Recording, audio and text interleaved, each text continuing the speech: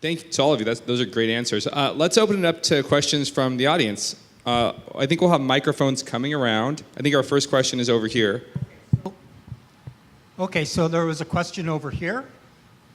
And then one over Audience here is a little afterwards. smaller. Maybe we can have a question from everyone. I don't know about that. I think that we'll die of heat starvation by then. Yes, I'm Jennifer Frank with Mentors International. And a little quick overview here. I wanted to say, yes, CSUN reached out to the Center for National Trade Development that I was at for global diversity programs and had me come up and work with students many years ago. And Dominguez Hills had a program where the curriculum was very different with me. We had clinic and discussion, and we had off-site field trips, and we had businesses that were also under the program design that were down the corner, around the corner, and we would go and do internships. And the businesses in the room, large corporations even, said, can we go too? Can we train the trainers, and can we infuse that we are understanding what we now need our students or our next generation employees to learn as well.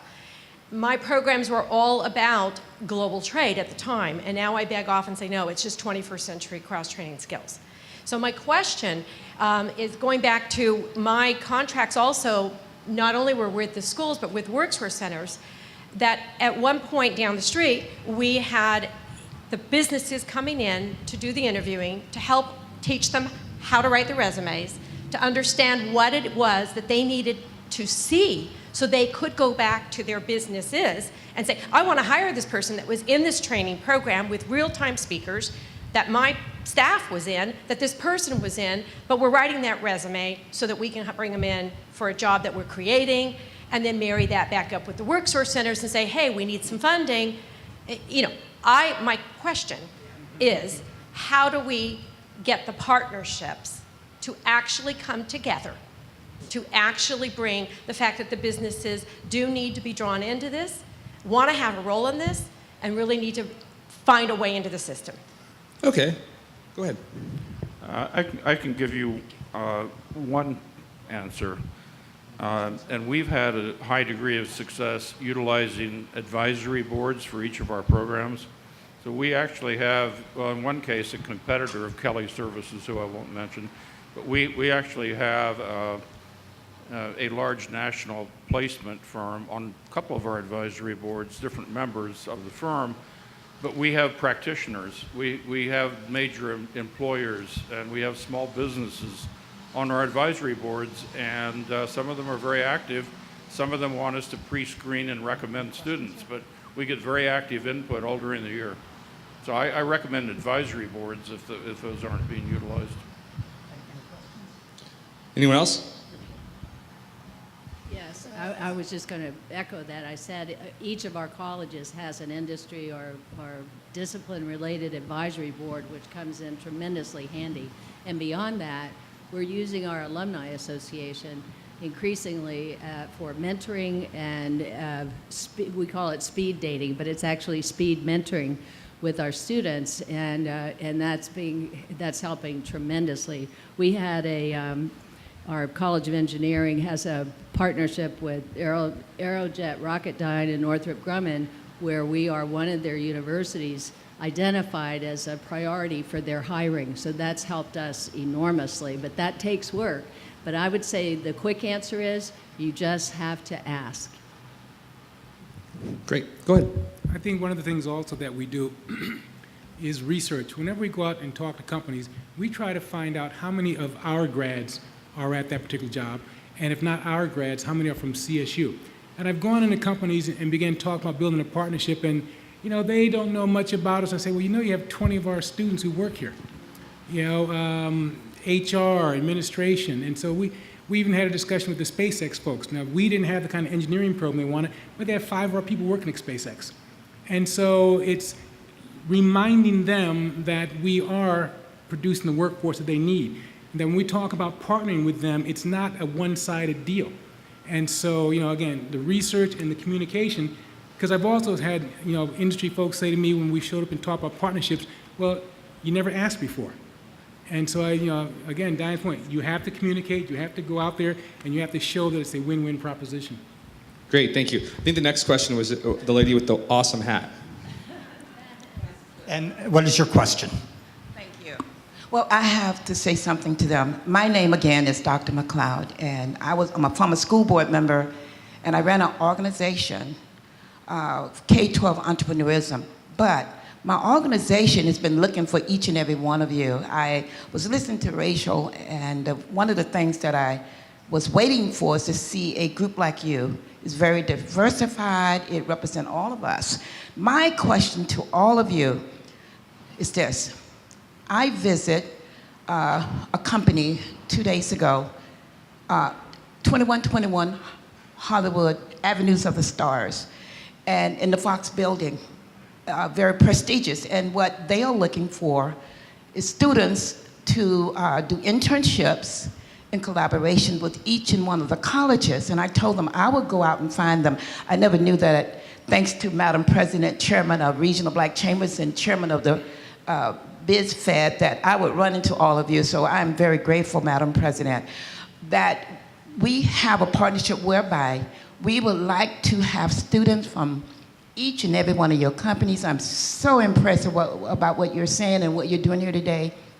And the partnership would be internship, and we can pay a stipend initially, and then we will hope that they will come to work for us. That sounds awesome. Is there a question for him? Yeah, the question is, how can I see and meet with each and every one of the colleges? I'm looking at about 4 after this meeting, so that we can come together and collaborate and having a great internship program for all of these youth coming from your school that can be paid after they finish their internship. Thank you. Thank you so much. Go ahead. Pretty much every college has an internship office or operation, so that you could either go online and find them. You don't have to wait, to meet with us. Internships are very critical, but one of the things we do is we have a person who looks at these, because we're not necessarily looking to have the person go out and work in the coffee room or make copies. We understand that's part of it, but we also want to make sure that there's an educational aspect, particularly if they're in a business that relates to their field.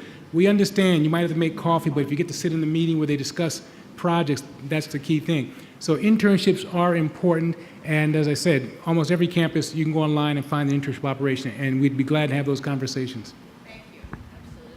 We have time for one more question. Wait, one more response real I want quick to to make a this. comment about that, which I appreciate so much.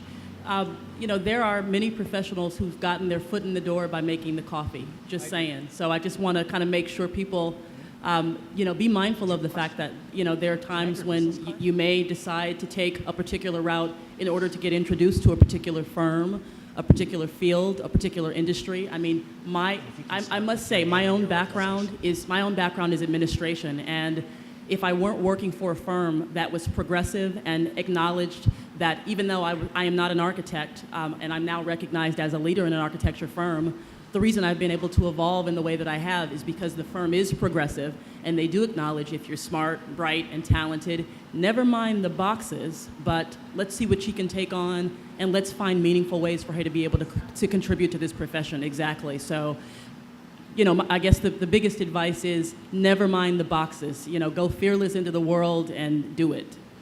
Thank you. We have one more question.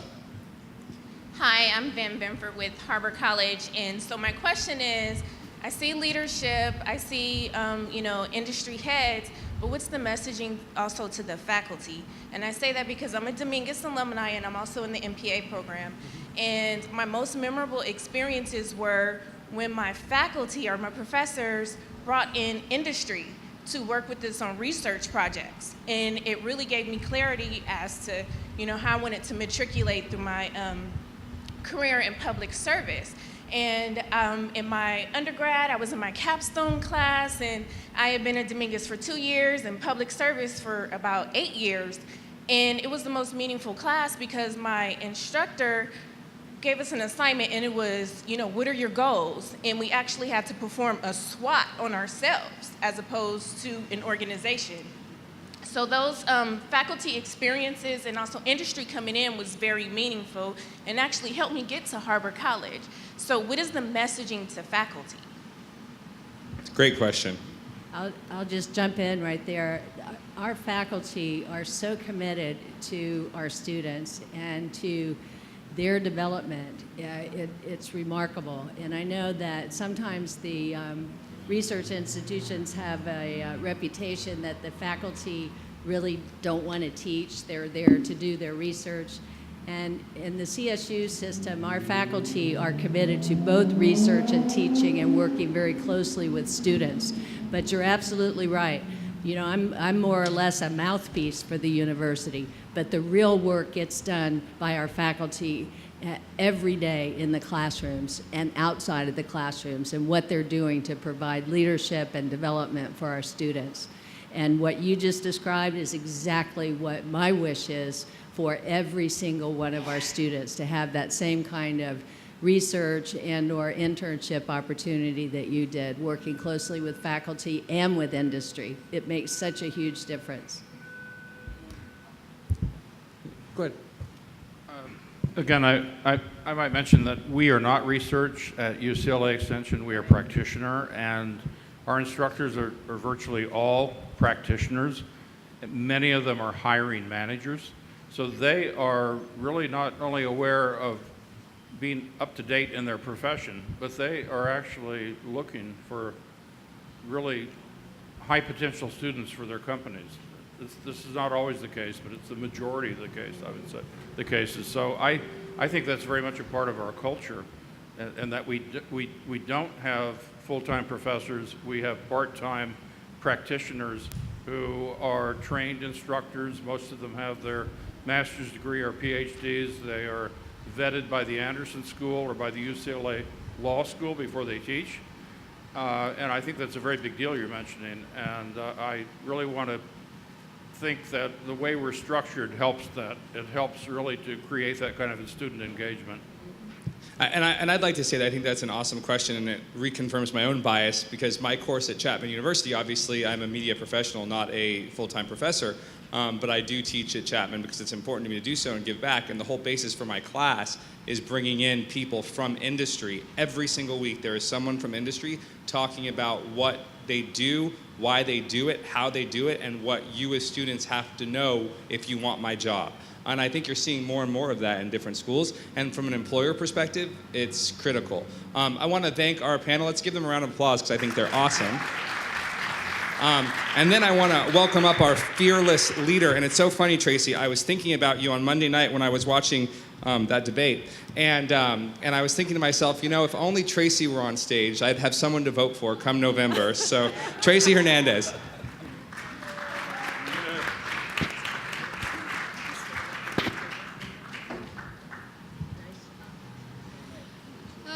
What an exciting day. Who knew that hitting reset on public education for workforce readiness was going to be so hot? I mean, literally hot today, right?